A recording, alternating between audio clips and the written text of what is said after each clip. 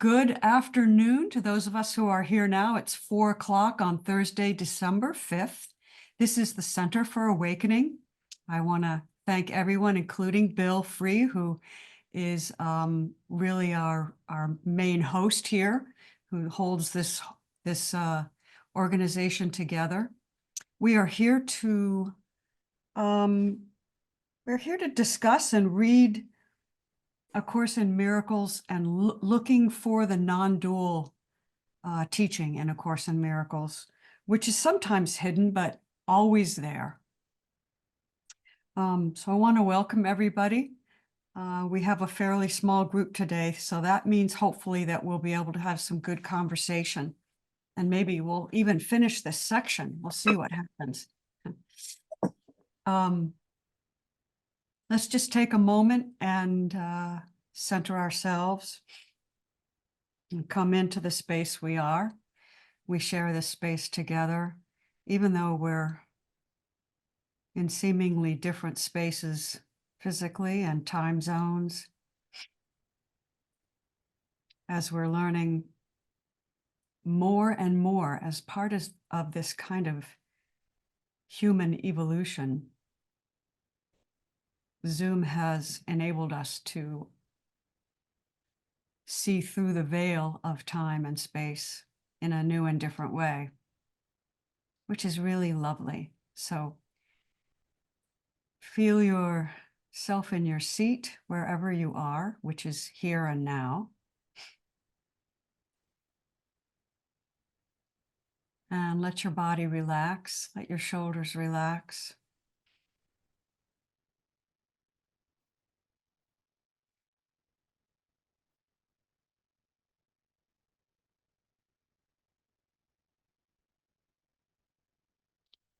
And let your belly relax.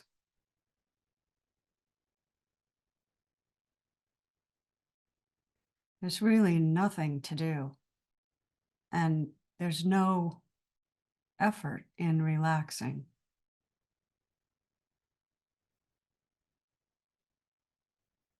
All you need to do is say, relax, and then just see what happens.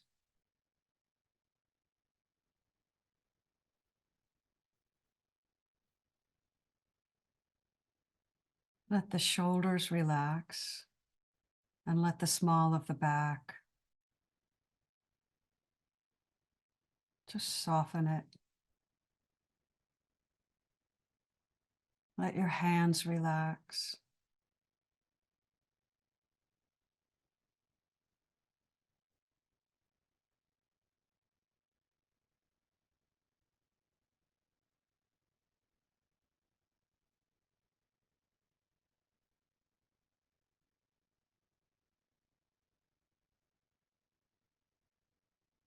Let the heart relax, opening and softening.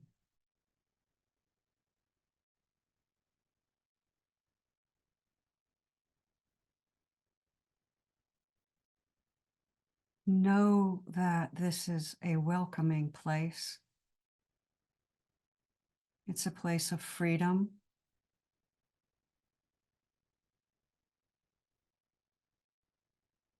Freedom to discuss, freedom to share,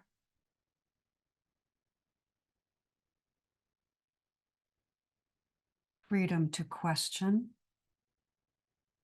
and that all are welcome here.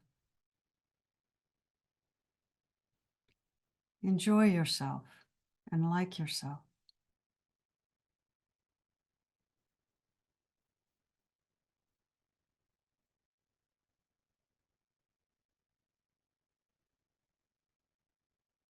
This table is a circle.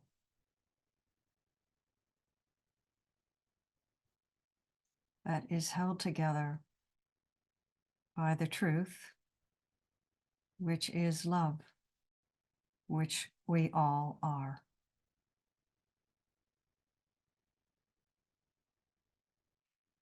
The impulse comes to gather.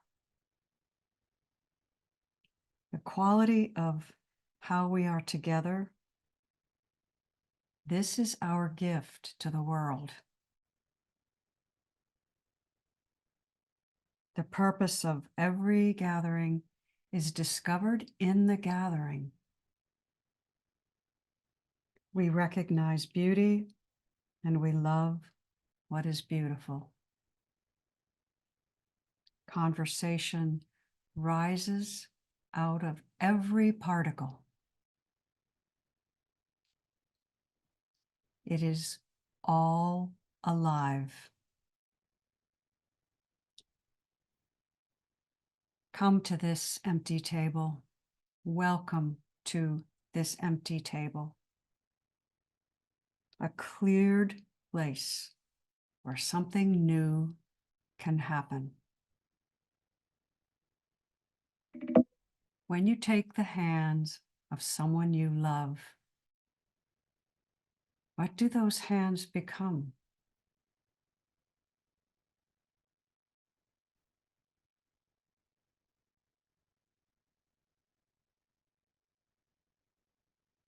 Let's take each other's hands and begin this gathering.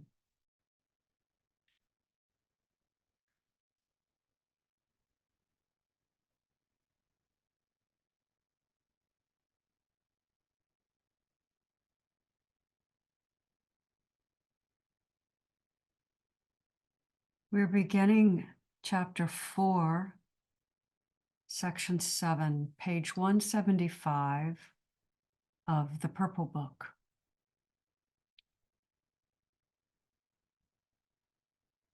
We're looking for the Advaita non-dual teachings in A Course in Miracles, and this section is its own primer on self-inquiry or self-inquiry, however you'd like to pronounce it, which is really a fundamental aspect of non-dual teachings. It isn't emphasized so much in A Course in Miracles, but it's there. And this section is a bit of a primer on that. It approaches it in a different way. So this section is titled The Real Question. And in our last gathering, where we were exposed to many subtle teachings, ideas like don't settle for anything less than perfect unity. Don't settle for anything less than that, because that's what you are. Right? And also the idea you'll know that you're out of alignment with perfect unity when your own feelings are less than open and peaceful and willing. Willing is a really important word. We can be willing to be in discomfort. And that is still in alignment with what's happening now. Right? In a sense, this is when we acknowledge that this lack of peace need not be. And it's because we don't need to resist it. Right? So we join even in our lack of peace with Source as its eternal attribute. So Source calls us to itself because we are itself. And the last section ended, it said, the call is natural. We don't have to put any effort into the call. It's there, it's calling us. And the answer is also natural. And both are inevitable. The call and the answer are inevitable. Right? So now we continue with section 7. Chapter 4 is titled The Ego's Struggle to Preserve Itself. And section 7 asks us to consider what we are and what the real question for the ego is. The first sentence here on page 175, we could spend the entire class or gathering on this one sentence. All things work together for good. all things work together for good. Not some things, not many things, not a few things, not most things. All things work together for good. The book is A Course in Miracles. This is the Course in Miracles Circle of Atonement. It's what we call the purple book. I'm answering a question here from Magda. So Magda, if you have any other questions, just go ahead and raise them, but that's what we're doing here. Mel, do you have a question? No, I was just going to say, all things work together for good. How could they not work together for good? Because they're all one. I mean, how could not if they're all the same essence, then they must always be working together for some. We might not understand it or see it, but it's going on beneath the surface. And that's right. If we could just understand this one lesson and live this one lesson, we could close the book and end our search. Our search is really, we shouldn't be searching anyway. We don't need to search. We are what we're searching for. But if that's exactly right. If God is all, and God is one, and God is love, then nothing happens outside all that is. Nothing happens. It's borderless and infinite. There is nothing else. So no matter what it looks like to us, as Mel said, it's all for the good, right? As Matt Kahn says, everything is for everything, even if it doesn't look like it. Right? Even the egoic mind, even the ego, which this book rails against, everything is for everything. So let's keep reading and we'll see it. So the second sentence just confirms what Mel just said. All things work together for good. There are no exceptions except in the ego's judgment. The ego resents, and we could use another word here, fears, resents and fears everything it does not control. Control, or fear, is a central factor in what the ego permits into consciousness, and one to which it devotes its maximum vigilance. This is not the way a balanced mind holds together.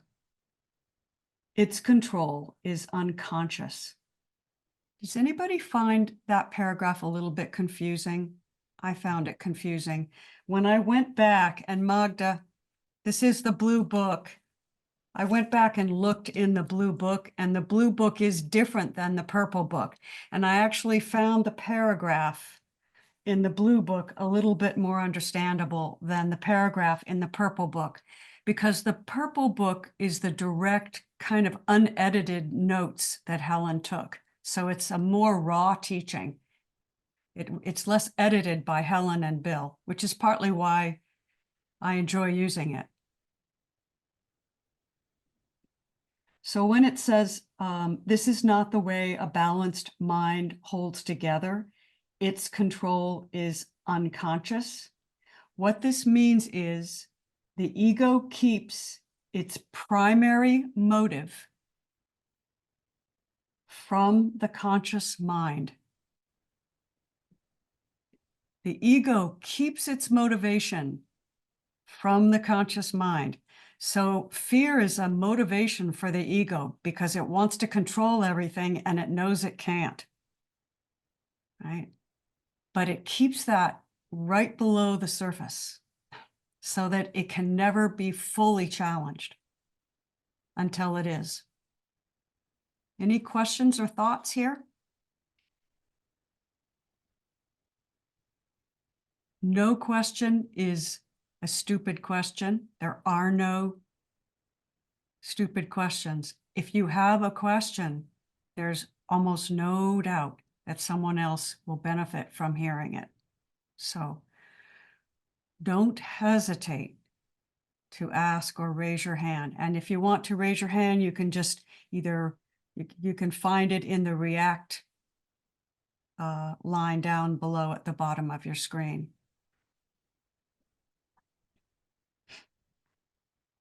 So paragraph 2 says, the ego stays further off balance by keeping its primary motivation unconscious and raising control rather than sensible judgment to predominance.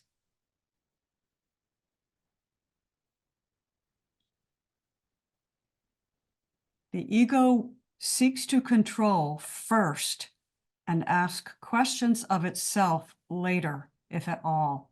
Its main goal is to control or to resist. Resisting what is, resisting my unhealthy body, resisting that Joe called me late for dinner, that my boss didn't like the report that I wrote, that it wasn't sunny and 72 degrees out this morning, and that just made me feel not very good. Even the most minor annoyance is a form of resistance. And it's fine. There's nothing wrong with that. Just notice it, right? Just notice. That's the ego's trying to control through resistance, right? The ego has every reason to do this according to the thought system which both gave rise to it and which it serves. Sane judgment would inevitably judge against it, underlining against it, and must, underlining must, be obliterated by the ego in the interest of self-preservation.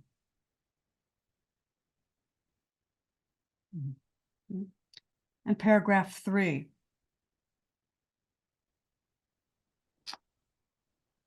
A crucial source of the ego's off-balance state is its lack of discrimination between the impulses from God, from source, and the impulses it gets from the body, right? The body is often the first thing the egoic mind listens to. It has the loudest voice. Remember, God's voice is a small, still voice, but the body's voice is very loud and very insistent. Yeah. It's like, who was it that said this in a class we just took? It's like the 2-year-old, mommy, mommy, mommy, mommy, mommy, mommy, mommy, mommy, mommy, mommy, right? Doesn't stop. Right? Any thought system which makes this confusion between source and the body, must be insane. Yet this demented state is essential to the ego, which judges only in terms of threat to or non-threat to itself. And remember, A Course in Miracles teaches us that the body is a fence that we have built around ourselves in order to separate ourselves from other bodies and from source. Right? So the body is the ego's identity. Right? So paragraph 4, in one sense, the ego's fear of the idea of God is at least logical, because this idea does dispel it.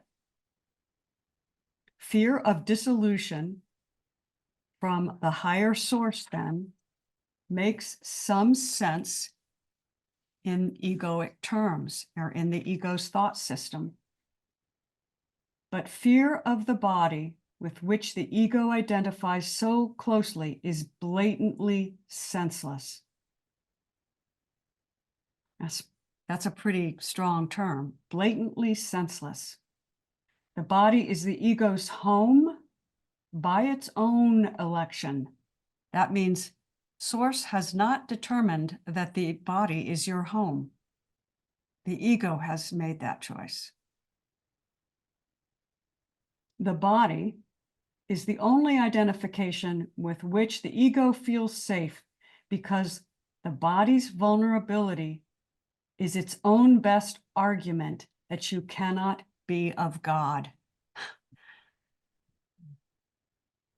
This is the beauty of A Course in Miracles. Is that not true? I know. How attached are we to our bodies in the most subtle, unconscious ways? How do I look today? Do my earrings match? No. How do other bodies see my body? Will I feel okay today, or will my back be killing me today? What do we identify with in the most subtle ways? And that is the ego's best argument against your invulnerability and infinite being. Barbara, come to the head of the table. It's a round table, but you come to the head. But sometimes I use my body as a communication, because sometimes my body tells me, hey, you don't need to walk, you need to rest. This is your time. So it surpasses what the ego says sometimes. You know, it's really great that you said that. I appreciate that so much. Thank you for that teaching, because you know, A Course says that is the function of the body, is communication. It's to communicate Source through it, right? That's the true function of the body. It's to communicate joining. It's to do what we're doing here, right? That's the highest function of the body, is communication, joining. Thank you, Barbara.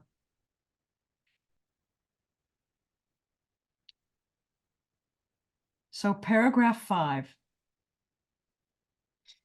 This is the belief that it sponsors eagerly, this belief in the body's vulnerability. And yet the ego hates the body because it does not accept the idea that the body is good enough to be its home. And here's where the mind becomes actually dazed. Am I the body? And I'm not the body. I love the body. I hate the body. It's like one of those little things on that you shoot at, and you shoot at and it goes this direction and then it goes that direction. It just, the circuits get blown. Being told by the ego that it really is part of the body and that the body is its protector, it is also constantly informed that the body cannot protect it. This, of course, is not only true, but perfectly obvious. Therefore, the mind asks, where can I go for protection? And remember in the beginning, I said, this is a Course in Miracles teaching on self-inquiry. And this is the first question that's asked. You know, self-inquiry asks, what am I in this moment? What am I? Or who am I sometimes? But what am I is actually the better question. Or what do I imagine myself to be in this moment as I'm having this experience? So here we have A Course in Miracles. Where can I go for protection? To which the ego responds, turn to me. The mind, and not without cause, reminds the ego that it has itself insisted that it is identified with the body, so there's no point turning to it for protection. The ego has no real answer to this because there isn't any, but it does have a typical solution. It obliterates the question from the mind's awareness. Once unconscious, it can and does produce uneasiness, but it can't be answered because it can't be asked. So in the non-dual tradition, when we are facing an uncomfortable, chaotic, disastrous situation or a mild annoyance, when we come into that recognition, we ask the question, what am I right now? What am I? And in the non-dual tradition, the line of thinking is often, well, I'm me. I am me. And then the answer or the question arises, well, what is me?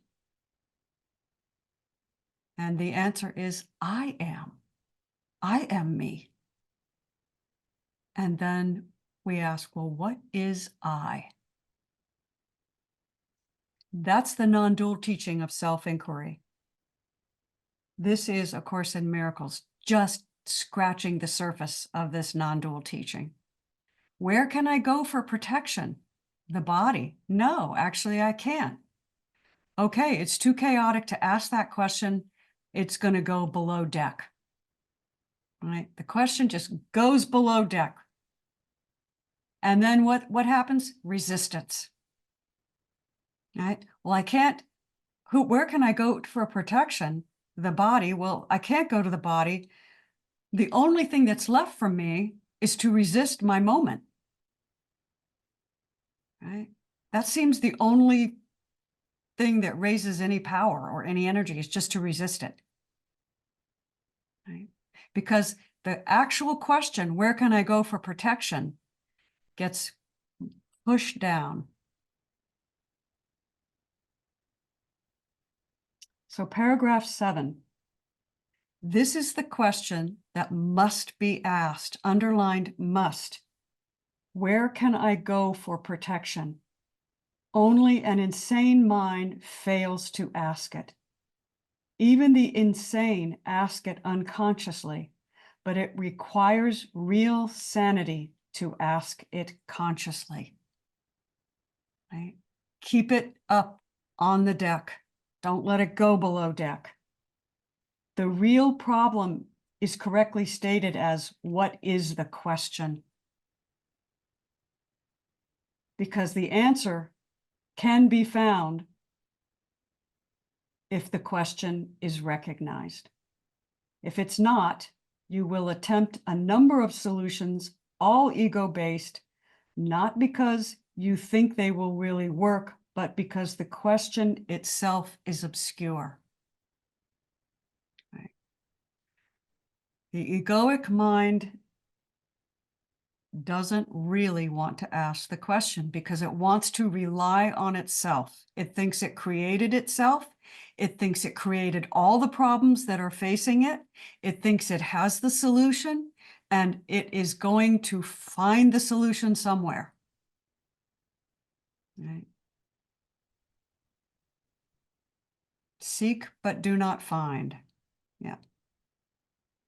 Any questions here? Any thoughts here? See what's in the chat. If you have anything you want to put it in the chat. Yep, you can put it in the chat. How many of you are familiar with the non-dual form of self-inquiry? Okay. Patty, Debbie. Okay. Okay. Does anybody want to, let's see, MR and Diana and Magda have not, I can't tell if you're familiar with self-inquiry and the non-dual tradition or not. Would anyone, Deborah or Patty, want to just explain? Okay, MR says a little bit, thank you.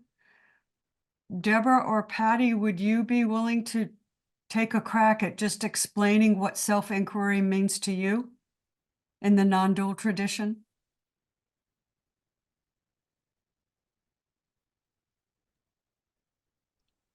I don't know if I'd be the best one to explain it. I'm not, don't feel sometimes equipped to explain things adequately, but for me it is, I don't know, when resistance arises, as it does, you know,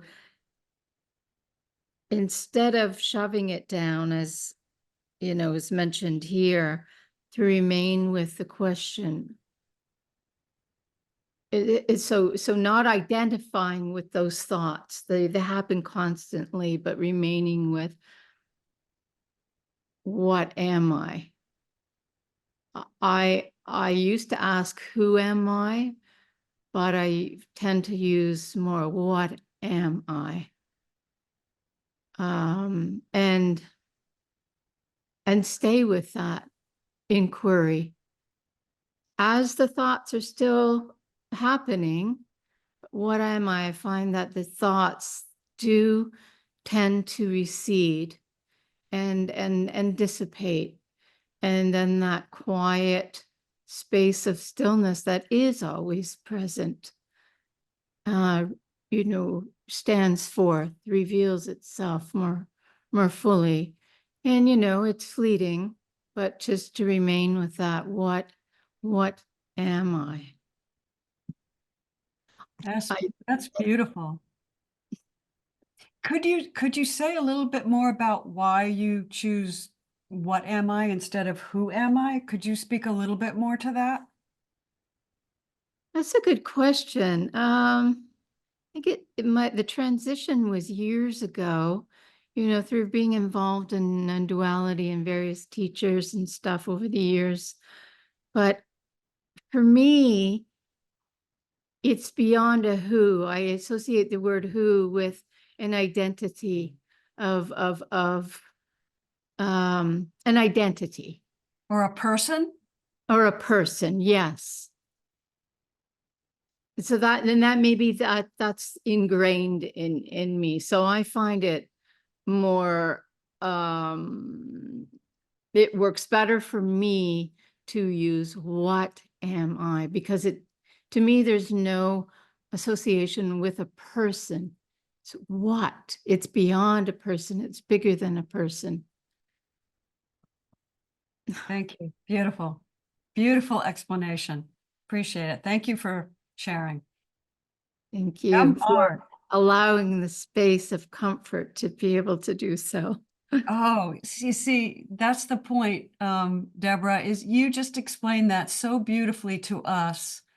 And in your explaining it to us, your teaching becomes more internalized, right? It becomes stronger in you, right?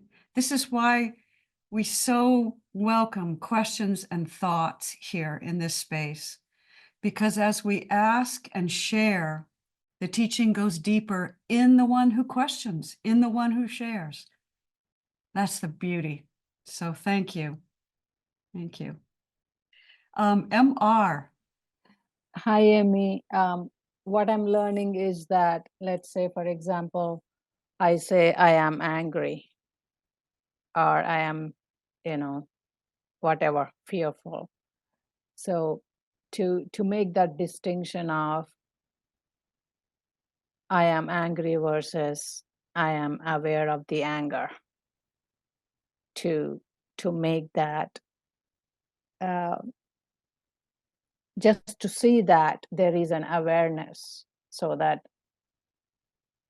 I won't get carried with those emotions. Beautiful. Exactly. Exactly. That's the step backwards, isn't it? Stepping away from the emotion. Right. And not identifying as the one who's angry, or not identifying with the emotion. Yeah.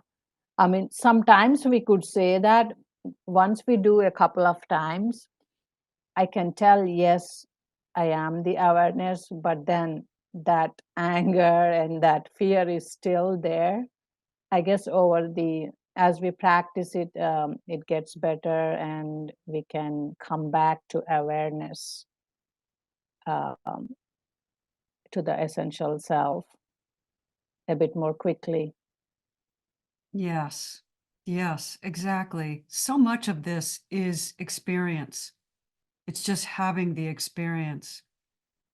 So in the non-dual tradition, we would say,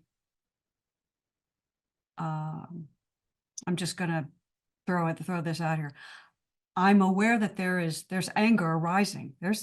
Anger's coming. Anger. I'm okay. All of a sudden, how does one recognize anger? One just recognizes it, right? Sometimes we do, sometimes we don't. But the more we practice, the more we have experience, the more the distance between the emotion arising and recognizing the emotion, whether it's anger or joy, it could be joy too. We recognize that we're the awareness of this movement of energy. We can call it an emotion, we could call it a thought, whatever it is. And then as we say, what is aware of this emotion? What's aware of it? Like, am I my emotion? We can ask that question. Well, is my emotion always the same? No, my emotion changes. Sometimes it's one thing, sometimes it's another. Am I my thought? No, sometimes the thought changes. It goes from one thing to another. Am I the smell that I smell? No, sometimes I smell it and sometimes I don't. What A Course in Miracles and the non-dual tradition teaches us is that what is real is always there. It never changes. It's always present. And so through this form of self-inquiry, we come back to, am I the sense of on my skin? No, because sometimes the sense is there and sometimes it's not. But what is it that's always there? It's that which recognizes what's arising. It's that space that Deborah talked about, that space of awareness that is more of a what than a who. It's just, oh, that's what's recognizing that it's almost so quiet. It's so close and so intimate that we overlook it 99% of the time. But once you taste it, once you recognize, oh, this is the same I that recognized something yesterday and that recognized, actually, I can remember it's the same I that recognized something that I still remember from a decade ago. Once we get that taste, it never goes away. We sink more and more often, further and further into that knowing. It becomes a space that is more and more familiar to us. And it becomes as much of our identity as this is the identity. That's the beloved. That's the place that we can go that never changes. And so we can ask the question, what is protection? Where can I go for protection? That's where we go. That is where we go, into this eternal, everlasting, peaceful awareness. That's where God is.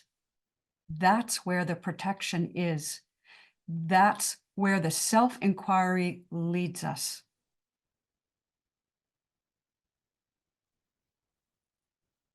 Mel, did you have something that you wanted to say? Well, you said it so beautifully, because what I do too is I go to what is not changing, what is always present. I know the body's always changing every moment, and thoughts are always coming through, and feelings always come and go. But what is always there? And I often go back to when I was a little girl, there was something that was there then that's here right now. It is always there. And so that's what takes me out of the ego cycle, ego thought system. Thank you. Yes, Deborah, yes, it becomes almost tangible. It's like going to the old neighborhood, right? Oh, this is where I used to live before I became all these memories and all these different aspects that seem to be the egoic me. It's just going home to the original awareness in which everything arises. And that's where the self-inquiry takes us. Where can I go for protection? There. That's it. That's it. What a great conversation. Patty, did you want to say something about self-inquiry for you? What is it for you?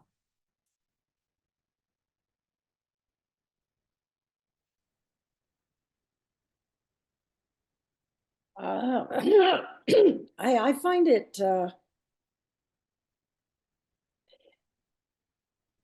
it's a sense of, it's kind of a sweet upliftment. And I more and more have been exploring through my body sensations and feeling a sense that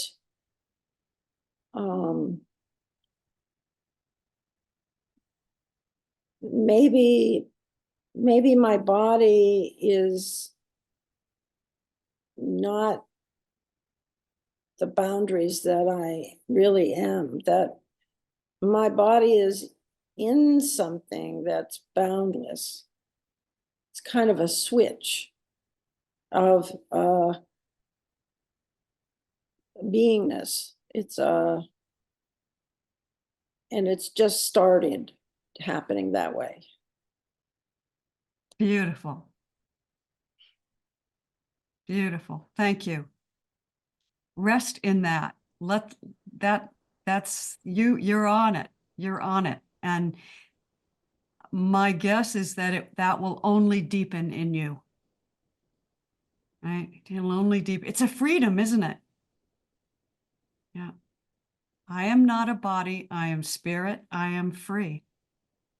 Right? Yeah. Thank you.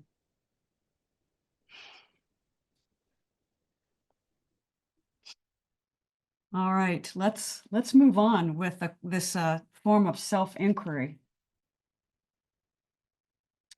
I think we're on paragraph 8. When the Bible says, "Seek and you shall find," it does not mean that you should seek blindly and desperately for something you wouldn't recognize. Meaningful seeking is consciously undertaken, consciously organized, and consciously directed, which is what self-inquiry is. The goal must be formulated clearly and kept in mind. Many are not good at doing this. They still search for many gods simultaneously, and this goal confusion, especially given a very strong will, must produce chaotic behavior. I want to just say here, I think that the Christ consciousness in this is really talking to Helen and Bill, right, as psychotherapists here. So that's part of what's going on here. Paragraph 9, others have behavior that is not chaotic because they are not so much goal divided as goal oriented. Where the first kind that have chaotic goals have overinvested in many goals, this second kind have underinvested in all goals. They have the advantage of potentially greater freedom from distractibility, but they do not always care to use it. The first kind have the advantage of exerting great effort, but they keep losing sight of the goal. The Christ consciousness here is telling Helen and Bill how to study, right? And we'll see that in the next paragraph. It says, it would be very intelligent of you, and it's talking, Christ consciousness is talking to us, but to Helen and Bill here, to set yourself the goal of really studying for this course. There can be no doubt of the wisdom of this decision for any student who wants to pass it. But knowing your individual weaknesses as a learner and being a teacher with some experience, I must remind you that learning and wanting to learn are inseparable. That's why Patty's description of sensing herself in the body, being in a limitless space. And if Patty can, I mean, what is it in Patty that senses this unlimited space, that is aware of this sensation of being in a body and in an unlimited space, right? That is the desire to learn right there. That is the willingness, right? That is wanting and learning being inseparable right there.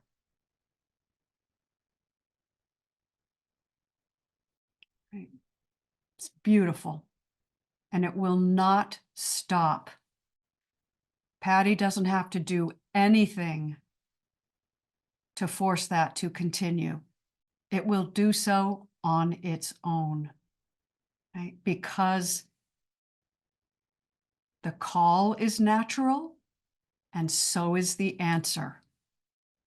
The call, that's the call that Patty is hearing in her own body. As Barbara pointed out, the body's purpose is communication. This is a perfect example of the body being used for communication. And Patty's hearing it, and she is answering the call. How is Patty answering the call? She is resting in the experience, right? That is the answer. She's resting in it.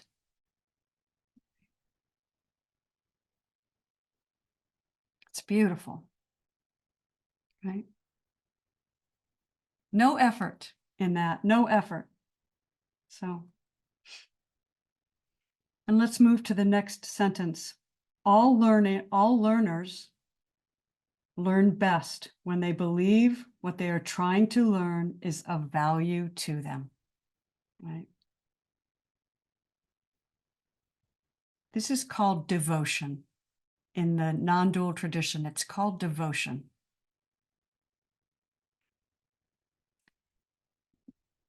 But values in this world are hierarchical, and not everything you may want to learn has lasting value, like math or physics. Just joking there. Indeed, many of the things you want to learn are chosen because their value will not last. The ego thinks it is an advantage not to commit itself to anything that is eternal, because the eternal must come from God. This is the Western idea of learning. It's the Western materialistic idea that learning takes place up here in the mind, and that's what's of value, right?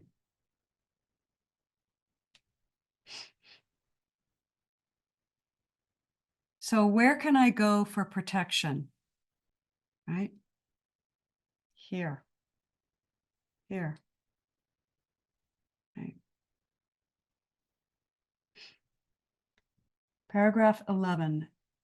Eternalness is the one function that the ego has tried to develop but has systematically failed to achieve.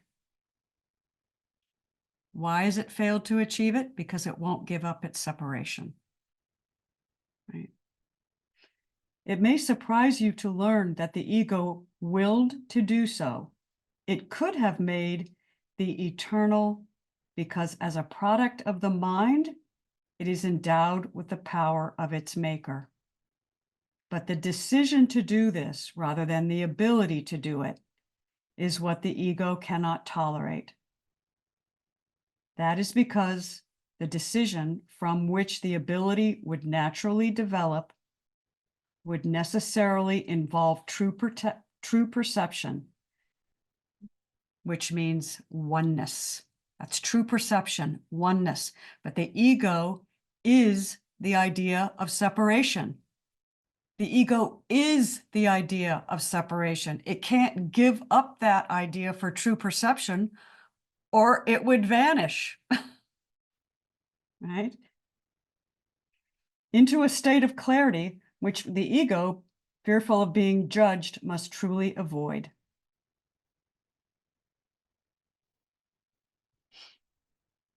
Paragraph 12. The results of this seeming dilemma are peculiar, but no more so than the dilemma itself. The dilemma is the idea of separation. The idea of separation is just peculiar, right? Source doesn't even see us separated from itself. The ego has reacted characteristically here as elsewhere, because mental illness, which is always, underlined always, a form of ego involvement, is not a problem of reliability as much as of validity. This is psychoanalytic teaching, and we remember that until we reach chapter 5, we're still really, Helen and Bill are still really being taught as psychotherapists. But let's look at note 78 here at the bottom of the page. Jesus says, or the Christ consciousness says in chapter 1 about reliability versus validity, you can be wholly reliable and entirely wrong. Right? In my family, we say, often wrong, but never in doubt. My sister is a physician, and I love her dearly. But as she has gone through her medical training, it is an impediment for those that go through that form of training to doubt themselves.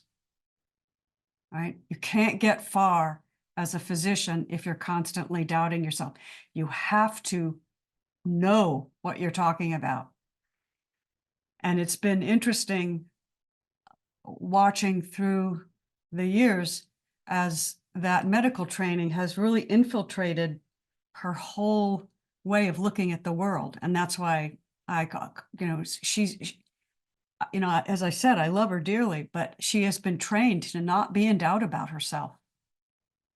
And that hasn't served her well over the past few years, right? So she's in the process of unlearning that now. She's retired, and it's giving her the ability to unlearn it. So the ego is never in doubt about itself. Never. It's never right. The ego is never right. But it thinks it's never wrong.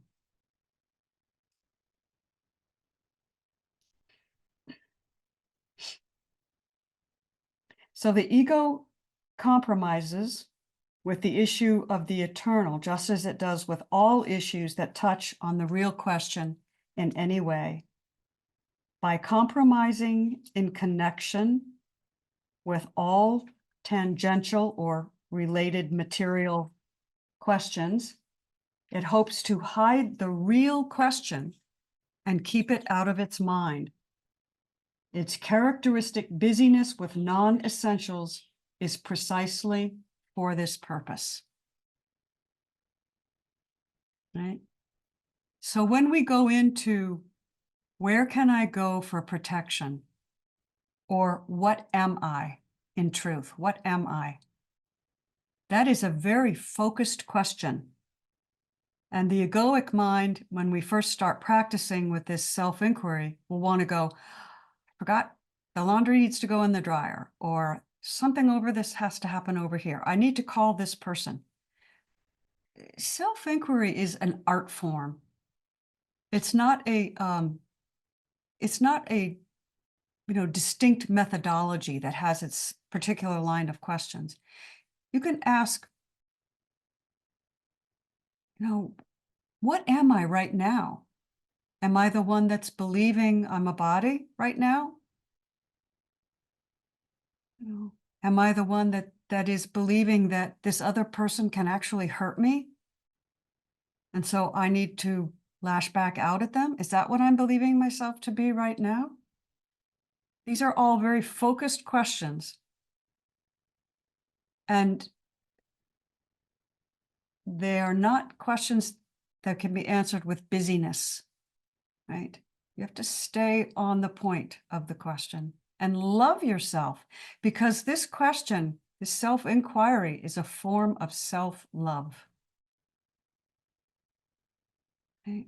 It is a form of self-love.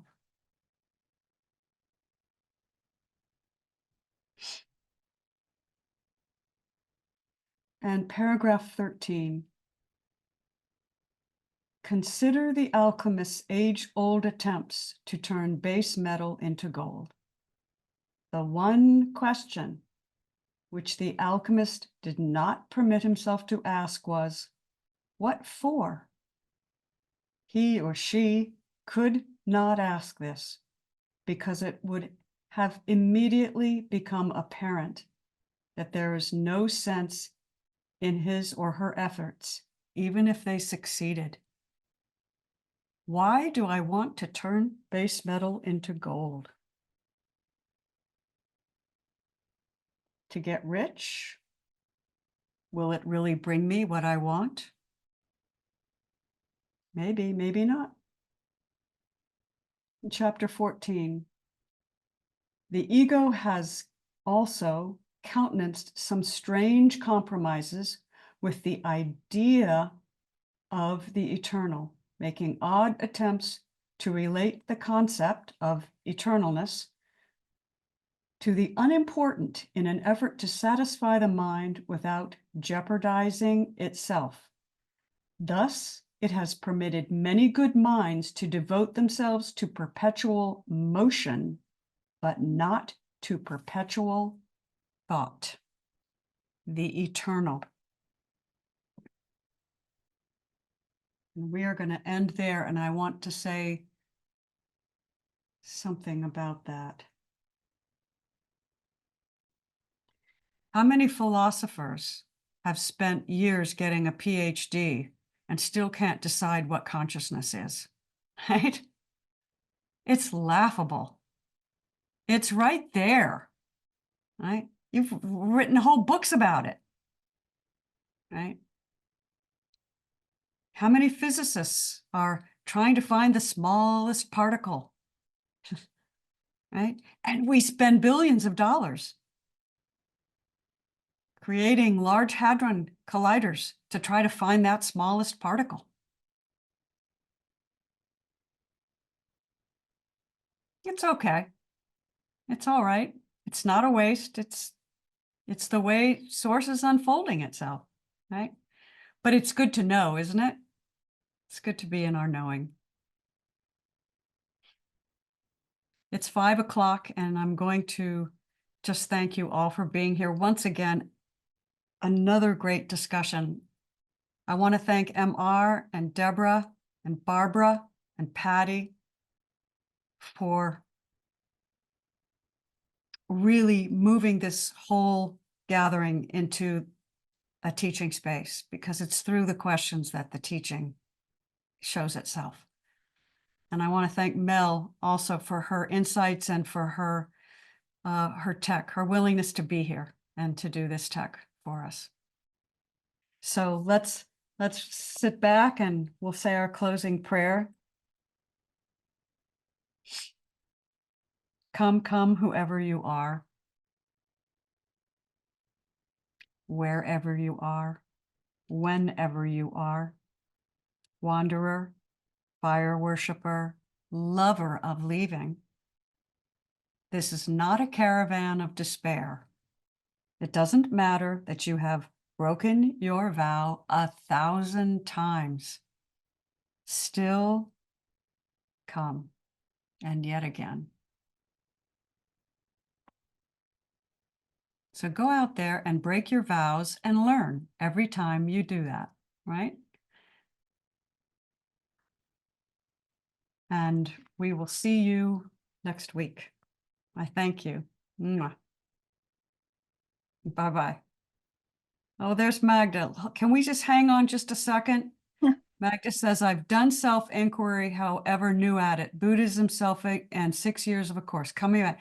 Good. Excellent. Okay. Magda, next time you can share with us what your self-inquiry is, okay? If you will. I don't want to put you on the spot, but if you want to, I'll ask you. May I ask also, how often do you meet? Just once a week or more than Yep. once a week? We meet once a week right in this space at 4 o'clock. Thank you. It was very nice meeting everyone. Thank you. Thank you. You too. Always welcome. Thank you. Bye-bye. Okay. Diana, bye-bye. Magda, Patty, Judith, Barbara, CFA, Mel, Deborah. Thank you. Amar, mwah, love us. Thank you.